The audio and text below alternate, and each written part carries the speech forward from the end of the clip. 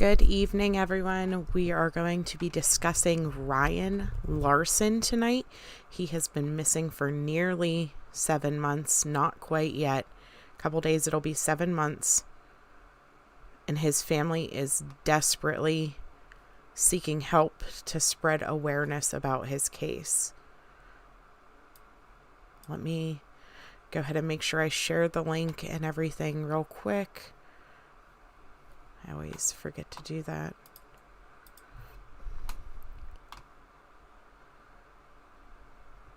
So just about a little bit about Ryan. Ryan is 12 years old.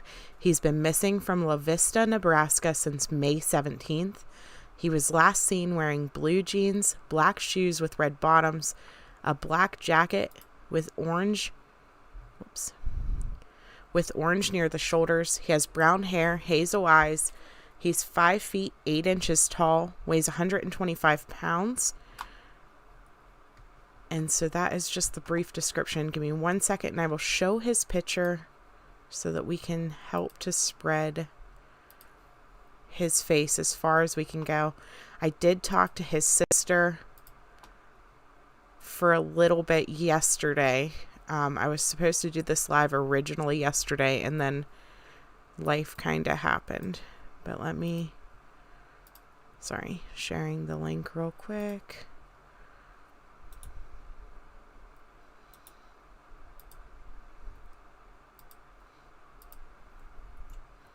And what his family needs more than anything, you guys, is to spread awareness. He has been missing, like I said, for almost 7 months. Whenever he first went missing, his entire community came out. Everyone was helping search. This is not the first time that Ryan has ran away from home, nor is it the first time that he has tried to evade or hide from police. It does have autism, and he was wearing one of those bracelets where they can track where you go. He was in that program, and unfortunately, because he kept cutting the bracelets off, they removed him from the program. Typically, whenever he ran away before, he would always be found within an hour or two. So whenever they didn't find him after the first hour, they really got concerned. Sorry, 1 more second.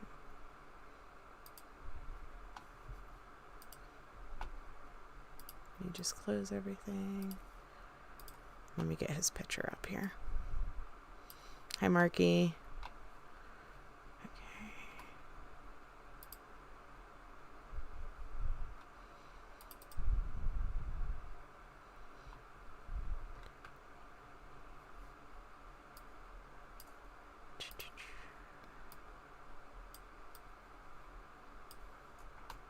So now, his family,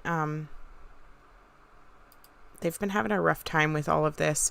And one of the biggest reasons is because, unfortunately, as social media does, they all instantly jump to that the family was involved in his disappearance. And nothing can be further from the truth. His mom was actually at work whenever he disappeared. Okay, give me 1 second. Shut that off. Okay, so this is Ryan.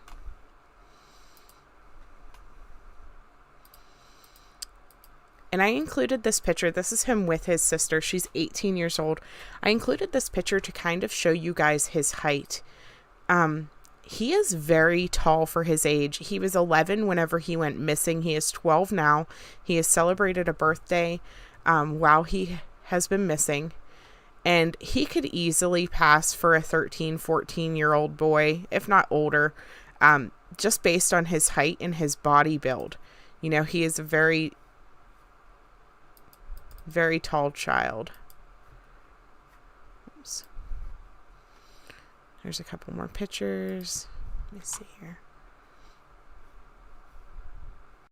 What did I do? Sorry, I hate it whenever I do that because then it's all trippy.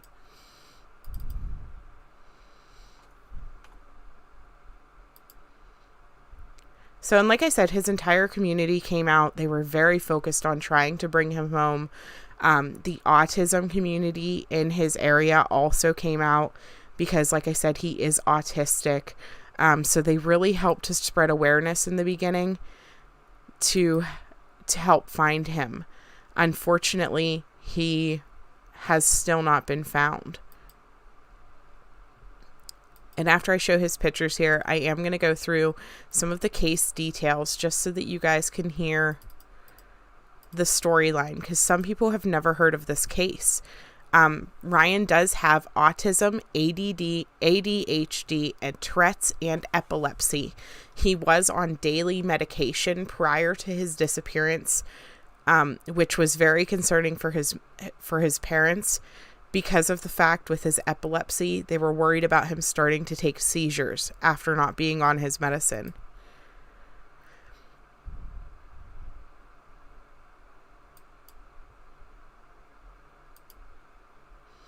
His community, even the baseball team, like the baseball team at his school, was supporting with the Find Ryan. They were putting it on their helmets. Unfortunately, though, his story never really spread outside of his community. So this is a post that his sister had did. And at first, the police had kind of told them to not speak to media, that social media would only make their case worse because of the way that people attack families. And we see that in a lot of cases, that whenever the family speaks out, they're instantly guilty. If they don't speak out, then they're guilty. There's no winning or losing in social media, unfortunately. It's important to have it on social media because of spreading awareness, spreading the pictures, because people don't watch the news. But then at the same time, you get this whole negative side of things. And unfortunately, this family, that's what they have experienced. Like I said, whenever he went missing, his mom was actually at work. So there's no way that this family was involved. He walked away from the school and went missing. I'm just going to go ahead and read this post to you guys, though.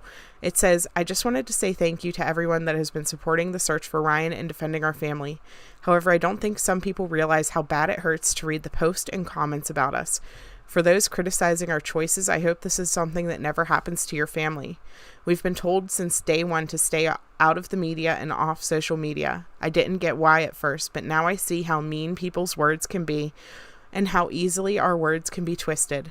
Even your little comments about how you think we should be doing something hurts so bad because we are doing everything that we think is right. The things you say is just like kicking someone when they're down. Trust me, we are doing everything we possibly can to bring Ryan home.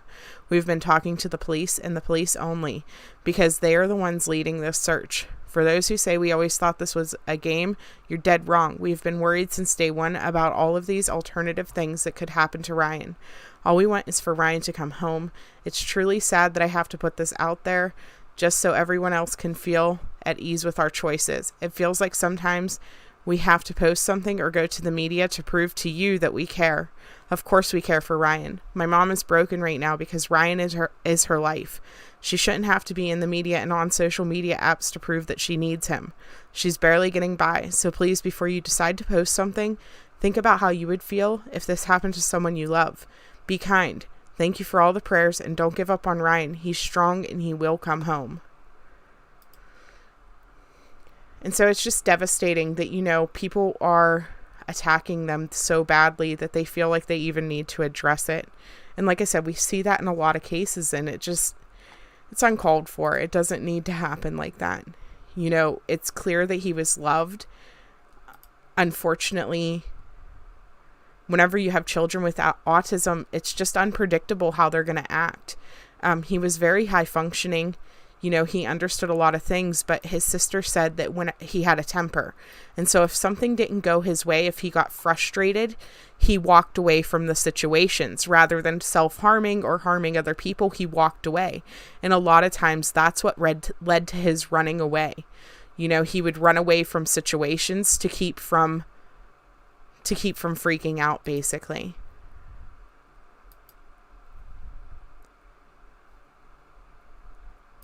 Okay, so let's look at the news reports. Sorry, I haven't looked at the comments at all yet. Hi, Karen Lee. Trying to catch up. Yeah, I was kind of behind in getting this one going because I was watching some of the other YouTubers tonight and just kind of listening. Like, I seen you in Cam and Allie's live earlier. Okay. So let's look at the news reports real quick. If it comes up. There it is. Okay. So this is a news article from... if it loads right. Okay, so this one's from June. And as I said, he went missing in May. A lot of the news articles in May are just repetitive. So, and even these middle of the month or middle of the time ones, they're pretty much repetitive with the same information. So I'm going to show you these couple that have the videos of his parents speaking and then the information of the search and stuff. This one says a spokesperson from the La Vista Police Department confirmed to 3 News Now that police have a new clue in the search for Ryan Larson. An 11-year-old boy with autism who went missing from school on May 17th. An umbrella with Larson's DNA was discovered by a resident at the apartment complex where Larson's family lives. The umbrella was turned into police within a few days of the boy disappearing, but law enforcement only recently received the DNA test results. Chief Bob Lawston told 3 News Now that the umbrella was given to Larson by his sister, who had just moved out of the family home, and had a special meaning to him. It was found on the grounds of the apartment complex, and the discovery confirms that Ryan Larson, or at least the umbrella, made it back to the apartment complex on or near May 17th. Police also say that he didn't have a key to the apartment and that no one was home at the time. So what happened when he disappeared? Let me see if this one tells it. Let me tell you guys the story of how he disappeared. So Ryan went missing from his school around 11. Wait, let me tell you the exact time. I have it written down here.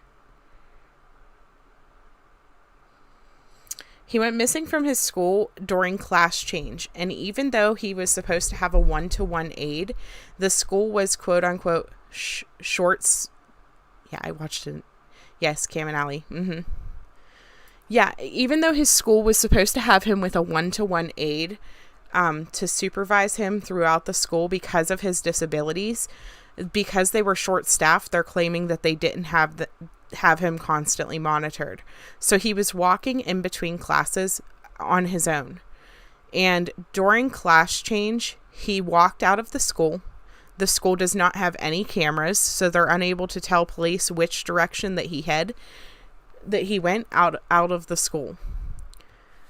And so after he walked out of the school, there is video footage of him, they believe. They're not entirely certain that it's him. It's very blurry.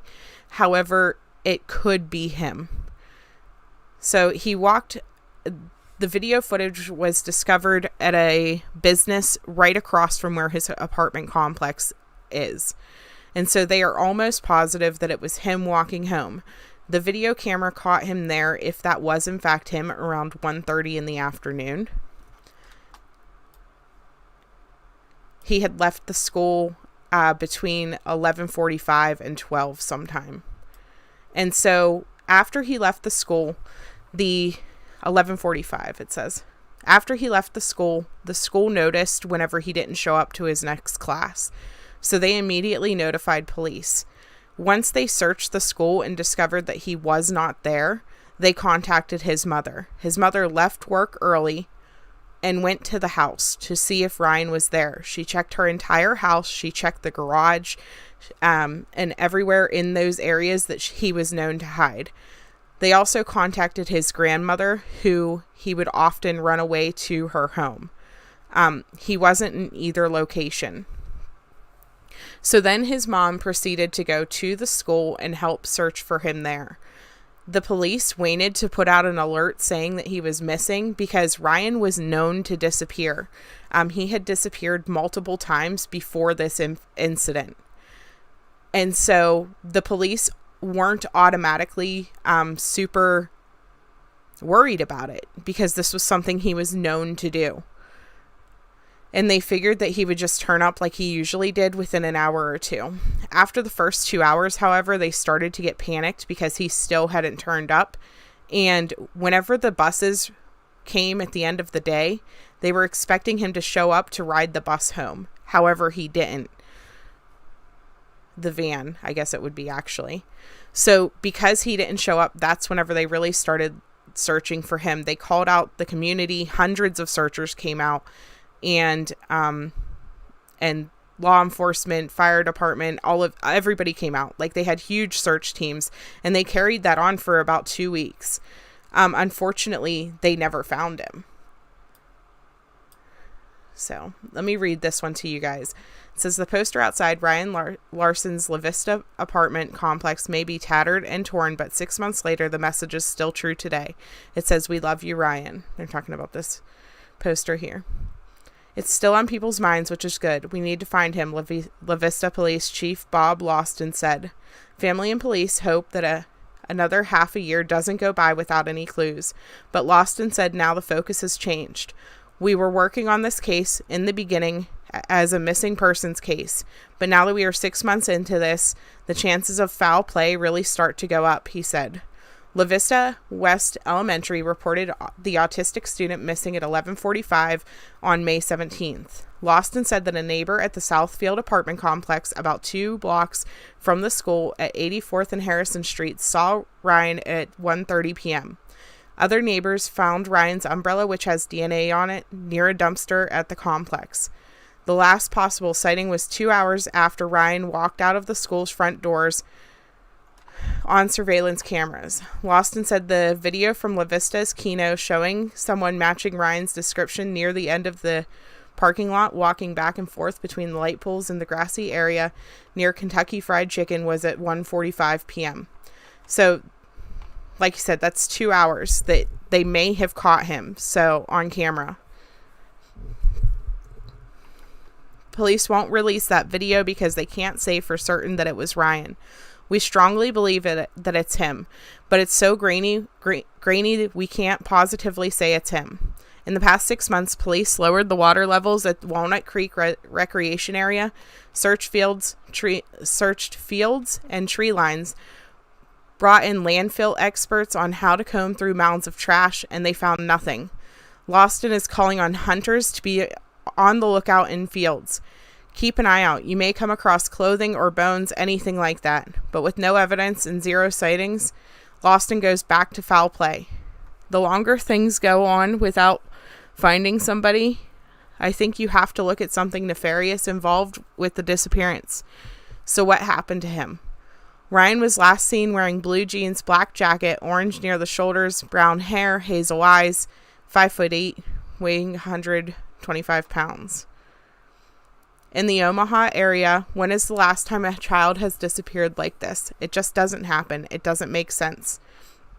If you have any information, call the La Vista Police Department. And so this is whenever the social media really started to come after the parents, because unfortunately they said about foul play could be a possibility. And that's whenever social media just went insane attacking his parents. However, I don't think that the police is like referring to foul play in regards to his parents in this. I think that they're talking about he could have been kidnapped. I've read somewhere that how to hide was in his search history, praying for him and his family and his safe return. Glad to hear that they are not suspected to be involved. So, Tammy, I asked his sister specifically about that because I did talk to his sister yesterday. And let me read you the message that she sent to me back. Hold on one second. Let me get it. Okay, so I asked her, I said, is there any truth to him watching videos about how to hide from police? And she said yes and no. Ryan isn't given access to things like computer or iPad without supervision. Usually he watches a Roku TV either in his bedroom or the living room. He is not good at spelling, so my mom types in what he wants to watch usually. And he watches the police Legos. Like, I think you guys know what I'm talking about, what she's talking about here, like the little police Lego men. Then after that, it runs on the Queen. It's like YouTube. The next suggested video plays. The Saturday before he went missing, me and Ryan were driving to the zoo with my grandma and uncle. My uncle asked Ryan what he had done earlier that day, and he said he was watching hide-and-seek police videos. We were all confused and briefly explained to Ryan that that was fiction and that police are there to help us, so we shouldn't hide from them. After that, we didn't think anything about it. Then a few hours after Ryan went missing, my mom called to tell me, and she said that on Sunday, she came out of the kitchen and Ryan was watching a hide-and-seek police video, and she told him to turn it off. She said she wasn't sure if it had to do with this, if this had to do with his disappearance, but then I had remembered that he had told us about it earlier that weekend. It seemed like a pattern, so we told the police about it, so that they could maybe get some ideas on where he was hiding, if he was hiding. But again, she stresses he never searched for it. The videos played in a Queen, so it's kind of like whenever you're watching a video and it just constantly is suggesting different things. And, you know, that worries you because with his history of running away, to add the fuel to the fire of the hiding, you know, it makes it that much worse, that much more difficult to think of where he could be, because he's not going to be in his typical locations because he's watched these how to hide from police videos that weekend.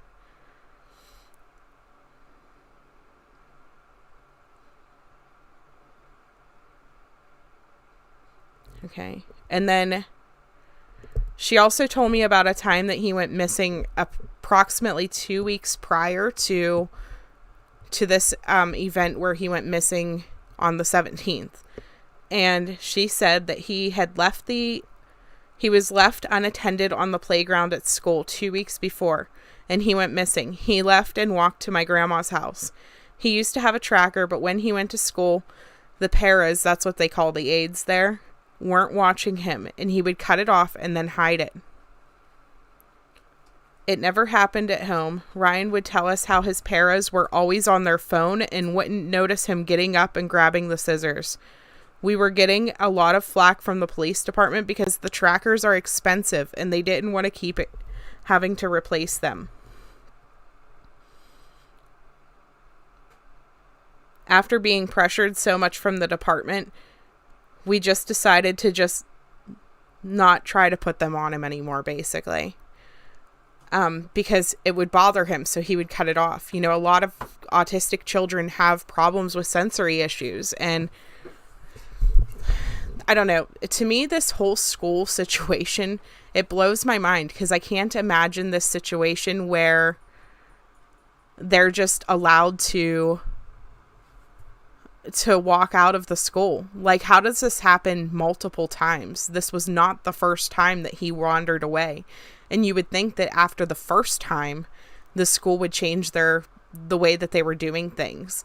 To me, it seems like this is a complete negligence on their side of things. Yeah, he was left unattended at the school on the playground. And so whenever they left him unattended, he walked away and he went to his grandma's house. And unfortunately, like I said, you know, this time on the 17th, it appears that he could have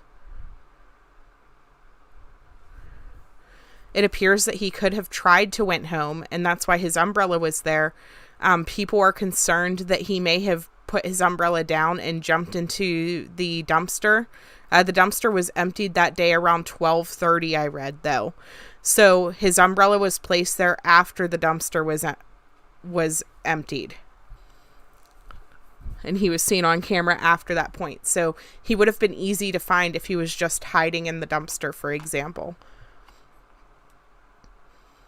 Yeah, pray more eyes and ears are on finding Ryan after people see this. you know, it's just so heartbreaking whenever cases, like in the beginning, they get a lot of attention or whatever. And then it's just as heartbreaking whenever it falls off all of a sudden and people just stop looking. You know, this family is still devastated. Let me pull this up for you guys. Okay, so this is his parents. I'm going to go ahead and play this for you. This is his mom, rather, and his sister's talking. So let me play this real quick. This is your living room / yoga shanty / regional office / We're hearing more about the family of Ryan Larson. He was 12 years old, the boy is 12, and from La Vista. He went missing just over 4 months ago. Our Marlo Lundak talked with the family about how social media has played a role in their lives since Ryan disappeared. She brings us the second part of this exclusive interview. When Ryan Larson first vanished, La Vista and the Omaha metro community rallied around the family looking for ways to help. I mean, there were some people who were out searching till all hours of the night and 2, 3 o'clock in the morning, and the fact that they'd be willing to give up their time out of their lives and with their families to help us look for hours. I can't even explain how thankful we are for that. But the Larsons have remained mostly quiet since Ryan disappeared. As time passed, Facebook groups and TikTok theories began surfacing. The Larsons say messages of support can often get overshadowed by criticism and accusations. I think people need to realize that this isn't like a TV show. This isn't something that you watch with your family and then you get to see the happily ever after and go back to your life. This is real for us. This is something that we're going through. Ryan is still gone, and I think it's so easy for someone to just sit behind a keyboard and type whatever they feel, but we do see that. If we don't comment to it every time because we don't want to start anything, we do see it, and it still hurts. Ryan's mother, Tammy, says she also sees what people say about her online. I know there was a lot of, why hasn't the mom gone on camera? Well, this is something that I live every single day. I mean, these girls are here, but most days I come home, I'm here by myself. So for a while, it took everything to get up in the morning and get going. Taylor tells me there's a reason why they've spoken up now. Seeing cases like Gabby Petito's get national coverage have encouraged them to be more vocal. But Taylor also says that social media chatter around Ryan's case has gotten out of control. Create a professional logo. At this point, a lot of people aren't even focusing on Ryan anymore. They're just focusing on how they feel about us. Tammy says she hopes no one else has to go through what she has. A lot of, well, I would, if it were me, I really hope it, even the ones with all the hate, I really pray to God that it's never them. Because you don't know how you're going to react till you're in the situation. After breaking their silence, the Larsons say they just hope the community will refocus their energy on Ryan, the son and brother they miss dearly. He's out there somewhere, and we need to bring him home. In La Vista, Marlo Lundak, 6 News. Police say Ryan's case is still active but slowing down. If you have any tips or information about Ryan's case, please call the La Vista Police Department or Sarpy County Crime Stoppers. You can also find more coverage on this exclusive Larson family interview on our website, WOWT.com, and on our 6 News app.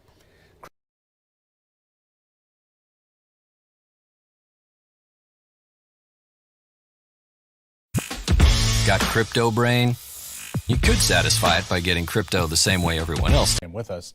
New tonight, for the first time, we're hearing from the family of Ryan Larson, the 12-year-old La Vista boy who disappeared in May and hasn't been seen since. In this 6 News exclusive, Marlo Lundak reports the family is asking the community to not lose hope. Drawers full of Legos and Army men. Local police baseball cards hanging on the wall. Ryan Larson's bedroom is just as he left it. Sometimes I actually come in here and sit just because it still smells like him. The now 12-year-old boy went missing just over 4 months ago after walking out of school. Ryan's mother and sisters say he's one of a kind. He's intelligent and goofy. He's kind of shy at first if he doesn't know you. Once he gets to know you, he'll talk your ear off. But just a very, very sweet boy. He's hilarious. He does never try to be, but he's so funny. Because of Ryan's autism, his family says it's not uncommon for him to run away if he gets frustrated. In the past, Ryan has always come home after an hour or two of hiding. But on May 17th, something was off. I knew within 3 hours something was different. He always pops up. He'll move places when he hides, and something just told me this is different. La Vista Police have spent countless hours and resources on looking for leads. But a few weeks after he went missing, community tips slowed down significantly. I mean, the police tell us they base everything off of facts, and the only thing they can prove is he walked out of school. I think if he was stuck somewhere, they would have found him by now. But if I had to put a theory, somebody took him. The Larson family has remained positive and hopeful that Ryan is still out there. They tell me they're grateful for community support, but want to keep the momentum up. They're asking people to continue to look for Ryan and not to forget about him. Somebody somewhere around here, I don't know who, but I think somebody knows something, and we just wish they would come forward. And they might not even think it's significant, but it could be what brings him home. We honestly believe he's still out there, and people need to keep looking in their everyday lives, not just think that the story's over and that he's gone forever, because I don't think he is. On your side in La Vista. I love you, and we're not stopping until we find you. We will find you, Ryan, and we will bring you back home. Marlo Lundak, 6 News. Ryan Larson's family covered a lot of ground in this exclusive interview. Tomorrow night on 6 News, how social media played a role in their lives since his disappearance and why they decided to go public now.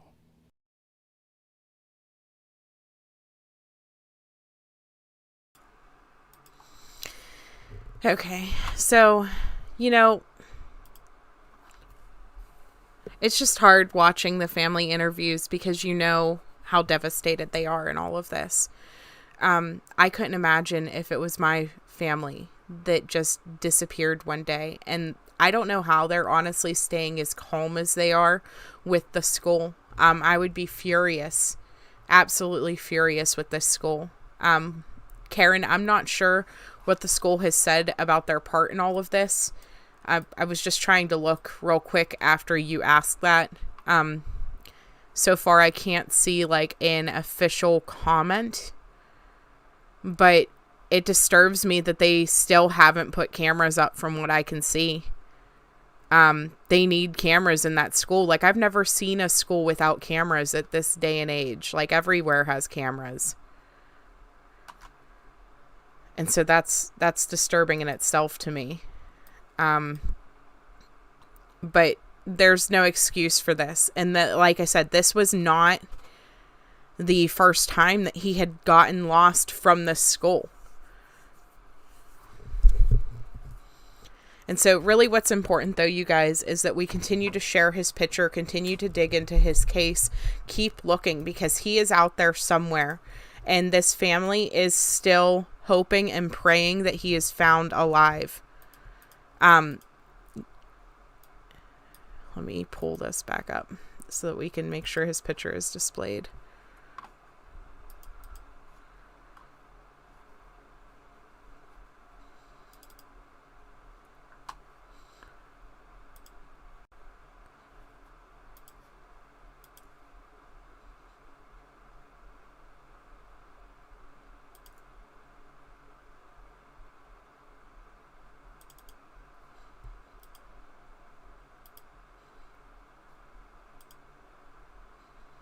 Come on. It's not working. It's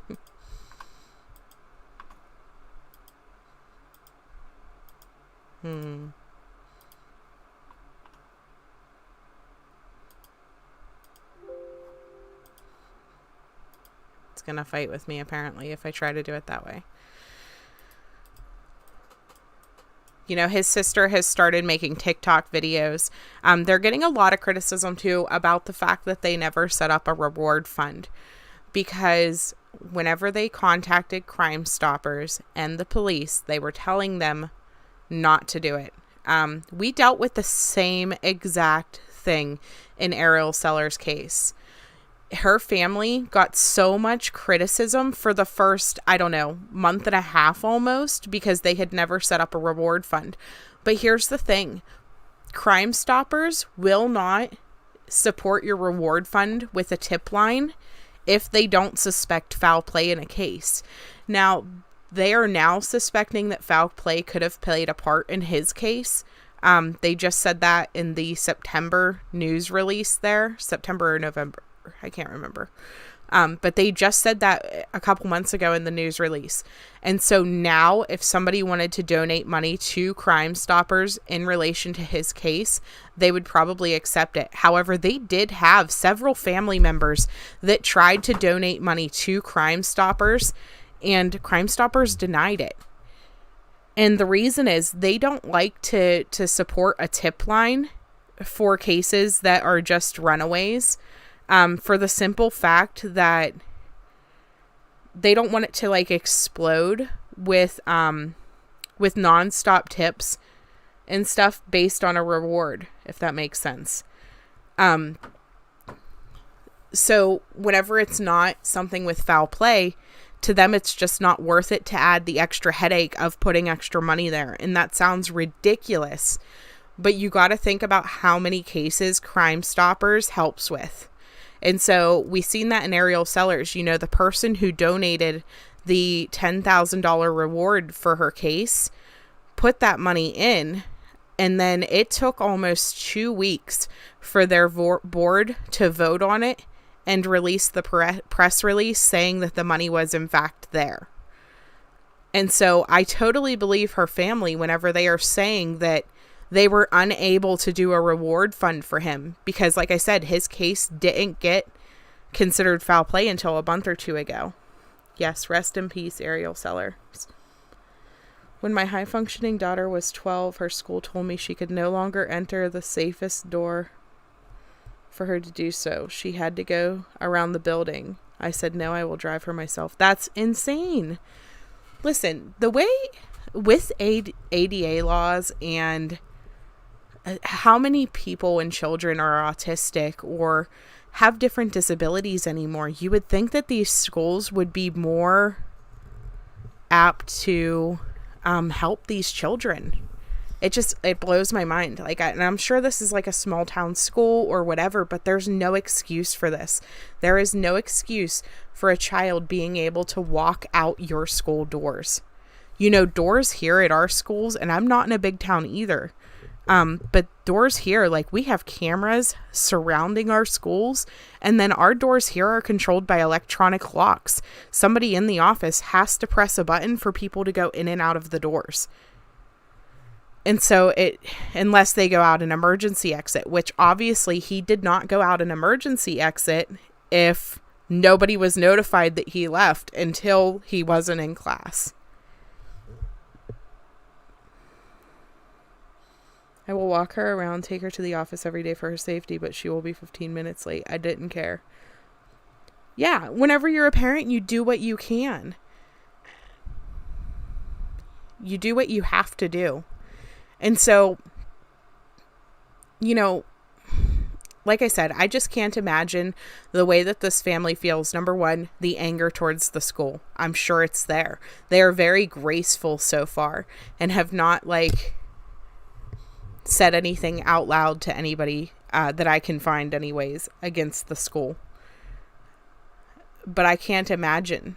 And then for them to be getting attacked because of the policies of Crime Stoppers with the reward money and because of the policies with the police. The police recommend every single case that we see. How many times do you see the police recommend not to speak up because social media is the devil? You watch circuses happening. Look at the Wells case. That is a circus. And I am sure that Ronnie Lawson would be more than happy for social media to just implode on itself in that case because it's just ridiculous. And so families are advised to stay away from the circus. And you can't blame police departments for saying that.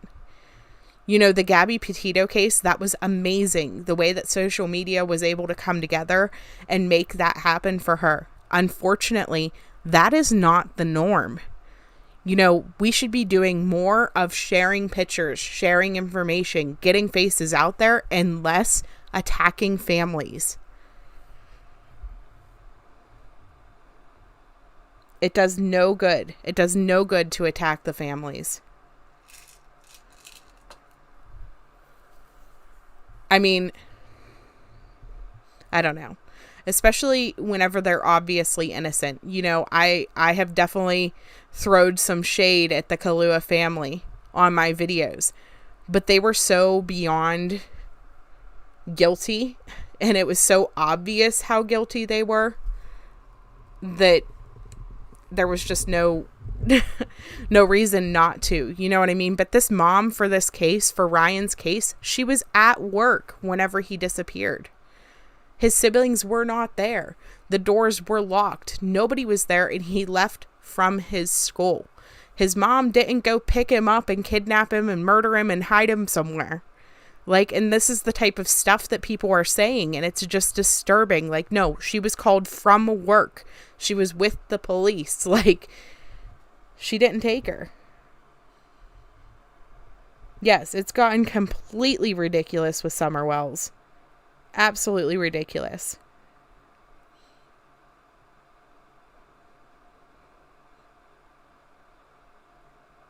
Unbelievable, Lily Rose. They took you to truancy for your daughter to court. I don't know. I just, like I said, I want to help this family, though, you guys. We need to share his face, share his picture, share his story. You know, they are trying their best now. And you know, they're just done waning. They were quiet on social media for months. And they started talking finally. Like I said, his sister is making TikTok videos about him, stuff like that. But they got met with so much negativity whenever they finally spoke out. For months, people said, why won't they speak out? Why won't they speak out? Why won't they speak out? And then as soon as they did, now they're attacking them for speaking out. And, you know, we can't do that. You know, this is a family who is missing their brother, missing their son.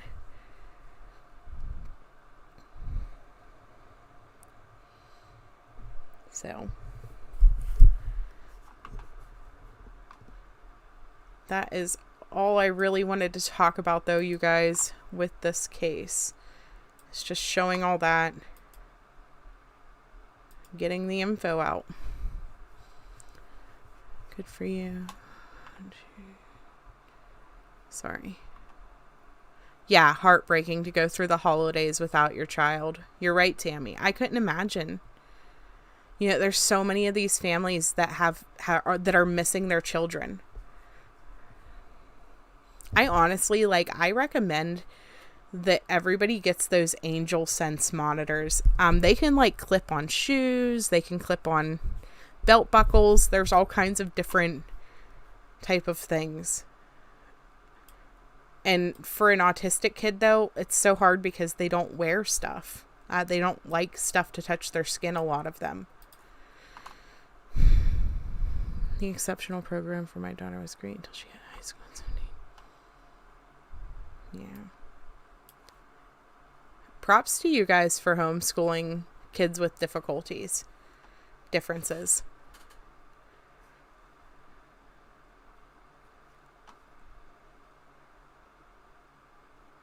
Yeah, my blood boils too thinking of the school's negligence. I just can't imagine.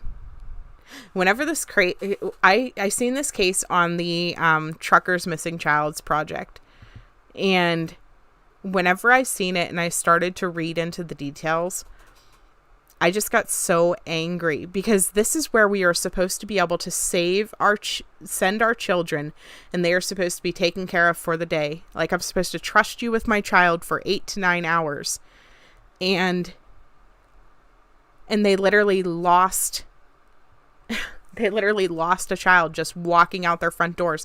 Not once, not twice. Like, this has happened multiple times. To the point where police literally didn't even put out an alert for several hours because he walks away that much. Amy Ford says, same here in Jersey. I live in such a small town, Cedarville. Everyone knows each other. Our little school is on lockdown. Cameras, buzzers. They have teachers. Yeah. Ours is the same way, Amy Ford. We had an incident whenever I was back in school. That would have been, I don't know. What year is this? I don't even know. 15 years ago, 15 years ago or so. And we had a quote unquote active shooter whenever I was in school. What it was a disgruntled man had walked onto the property while he was trying to escape police. So it wasn't really like he was attacking the school, but he came onto the property with a gun and stuff like that. And there's only one entrance that you can go in and out of at our school. So nobody was even really concerned because, well, I think there's 2 entrances plus the fire exits, but whenever you add in the fire exits and stuff, but there was only one door that opens from the outside and they have to buzz you in. And so nobody was even really concerned because the glass is bulletproof and all these protections. And so it just blows my mind that there is still a school that doesn't have cameras in somewhere in America. How is that a thing? How is that a thing?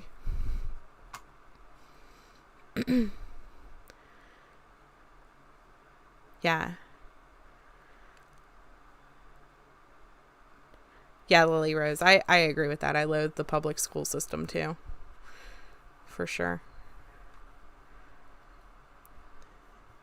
But, and then they just brushed it off. They didn't even, they contacted his mom eventually. You know what I mean?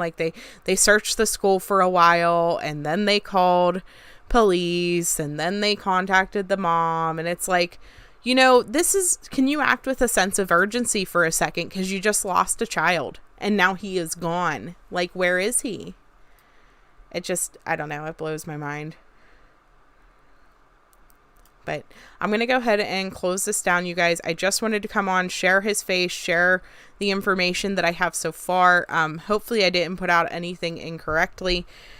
I'm trying to keep it kind of basic. I want to talk to the family more and get more of the details because one of the complaints that they had was so much misinformation getting put out. And so, we want to kind of try to clear that up and spread it so that people know the correct things. Because it's important. The details matter. There was a really great video too, you guys. I'm going to share it to my community wall. And it was made, I seen it right before I came on. It was made by Casey Hudson. She breaks down a lot of the details of this case. So I'm going to go ahead and share that video. Let me do that right now before I forget. I'm going to share it to my community wall so that if you haven't heard about this case before, that you can watch this video as well, because, Casey did a great video. She is very good for covering just the details of cases. If you are ever looking for somebody who you want to know just the details, you don't have 3 hours to sit and watch, you want to get the video over with type of deal. Her videos are 15 minutes long and she compacts everything she knows about it into it. This video about Ryan that she made is 17 minutes and 29 seconds. There was only a couple things incorrect in it that I seen. For example, he didn't actually search for the YouTube videos. It was something that popped up, and then I can't remember. I think it was he didn't search for the videos, and then there was something else that she had said that the family told me was incorrect, but I can't remember off the top of my head. I'm going to have to look at the messages again.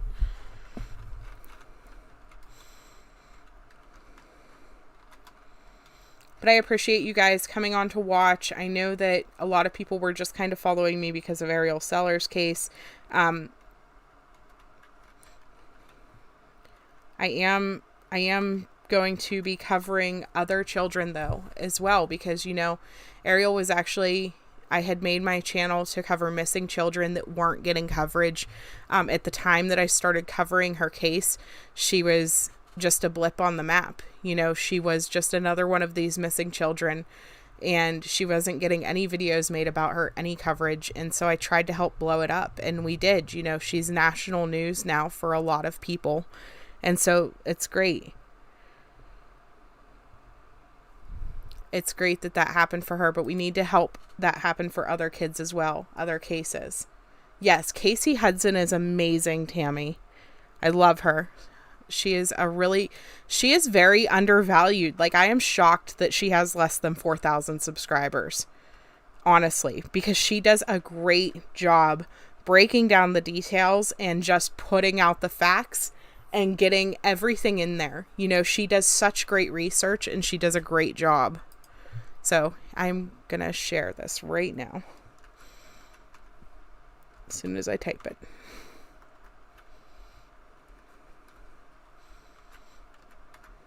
I thought about playing it, parts of it during my live, but I didn't want to do that without contacting her.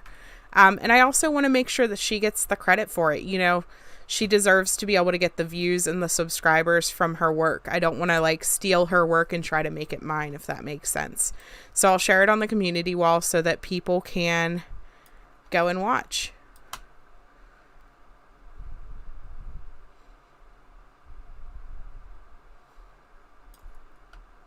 Yeah, Casey's amazing, Karen.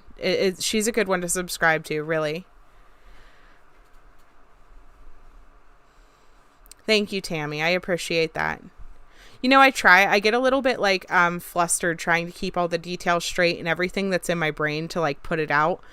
It's definitely easier if I make PowerPoints in advance, but people tend to seem to watch the live streams more.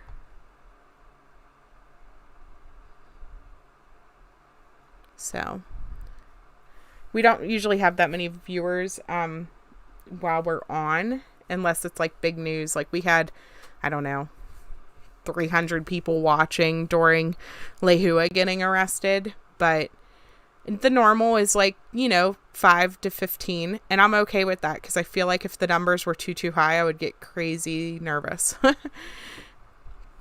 I wanted to tell you guys too, in about 45 minutes, there is going to be a Facebook Live event with the local,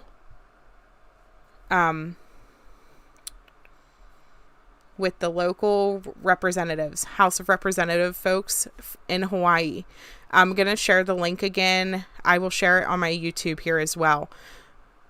But I'm going to share the link again in the Aerial Sellers group so that you guys can see it, because it is going to be something that people want to watch. You know, it's about the murder charges in Hawaii. Tell the family social media gets crazy to buckle up.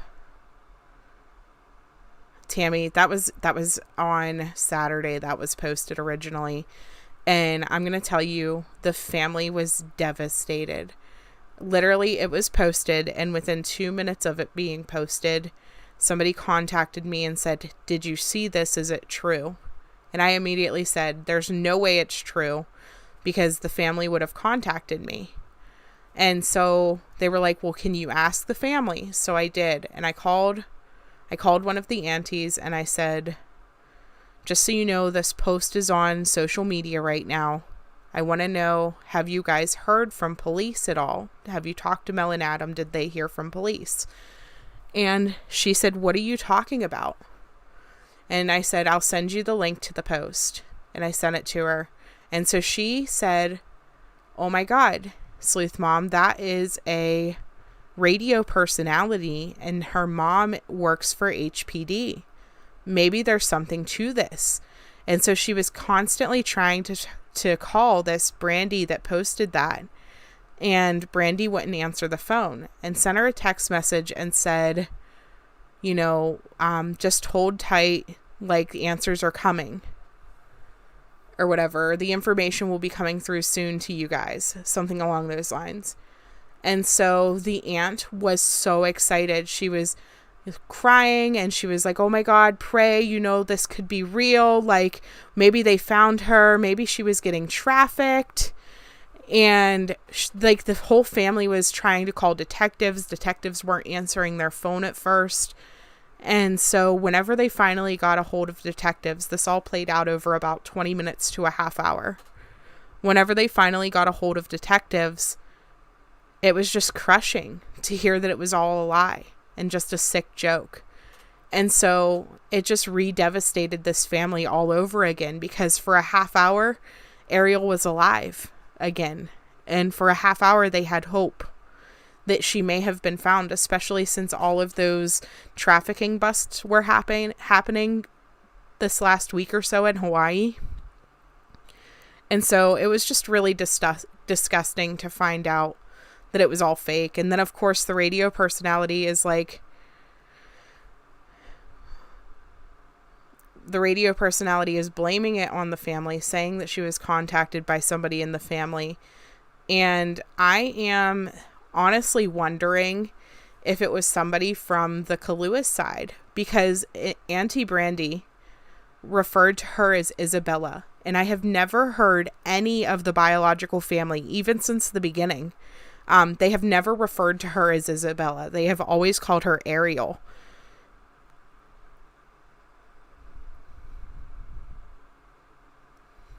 And so I think I'm wondering if it had something to do with the Kaluuya side that may have said something.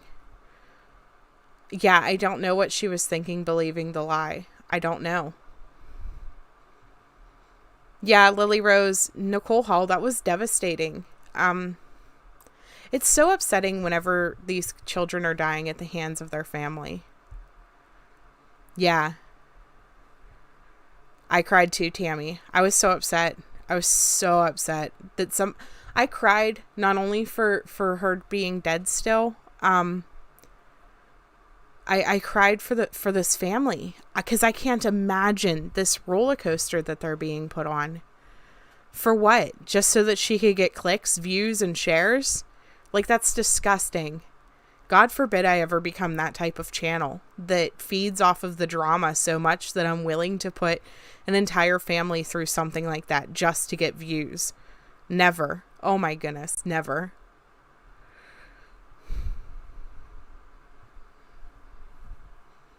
My husband was telling me that I should do like one happy stream a week and cover something positive. So I'm trying to think of something that is like crime related and positive that I can post about, weekly. Not just like kids being found, which is exciting, but something that could be like fun and happy for us to see, because there is so much devastating news and there is so much heartbreak in this that sometimes you just need to step back and just not be sad. So I'm looking into that to see what I can do. If you guys have any ideas, let me know if there's something that you would like to kick back, relax, and watch.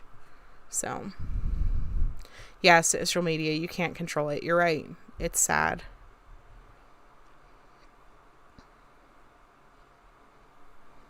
But I'm going to go ahead and close down, you guys. And I will see you maybe tomorrow. It depends on how the day goes with the kids. I'm hoping either tomorrow or the next day.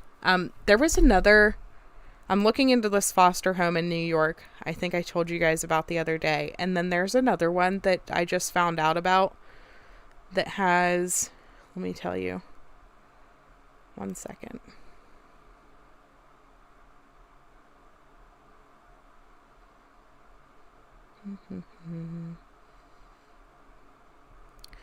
So there is another one. It's the same type of deal, a foster home, and it has 59 teenagers missing from it in Norman, Oklahoma. So we have this one in New York that has almost 200 kids missing from it, and then the one in Norman, Oklahoma that has 59 teenagers missing from it. I feel like if this many children ran away is what they want us to believe, that we would see this huge homeless population on our streets of kids, because it's just unbelievable the numbers of kids that are just disappearing, and they're always in foster homes. for like these large amounts like this. It's just shady. I don't believe it. So, all right, guys, I'm going to go ahead and close in prayer for Ryan's family, and we will chat tomorrow. So, thank you, dear Father, for bringing everyone here tonight to learn more about Ryan Larson. Dear Lord, please be with him, be with his family, Lord. Keep a hedge of protection over them. Be with this police department, Lord. Help them to get the knowledge to find where he is located. And Lord, if Ryan is still out there somewhere, help him to find his way home. If somebody has him, pray that they get their hearts pricked and want to release him, dear Lord. Thank you for all that you do. In Jesus' name we pray. Amen.